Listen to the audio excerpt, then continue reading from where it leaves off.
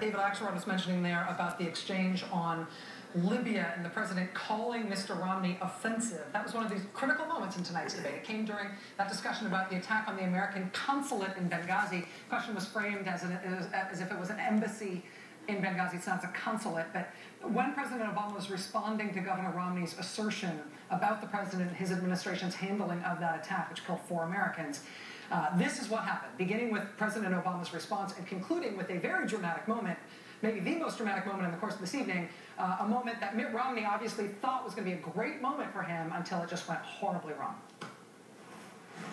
And the suggestion that anybody in my team, whether the Secretary of State, our UN ambassador, anybody on my team would play politics or mislead when we've lost 4 of our own, Governor, is offensive. That's not what we do. That's not what I do as president. That's not what I do as commander-in-chief. I think it's interesting the president just said something which is that on the day after the attack, he went in the Rose Garden and said that this was an act of terror. You said in the Rose Garden, the day after the attack, it was an act of terror. It was not a spontaneous demonstration. Is that what you're saying? Please proceed, Governor.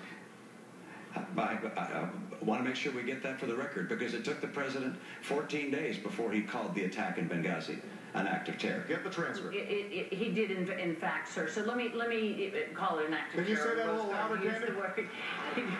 He did call it an act of terror. It's hard to live fact check in the middle of a debate, but Candy Corolly did so accurately there. This was those remarks from the Rose Garden. No acts of terror will ever shake the resolve of this great nation, alter that character, or eclipse the light of the values that we stand for. Today we mourn for more Americans who represent the very best of the United States of America.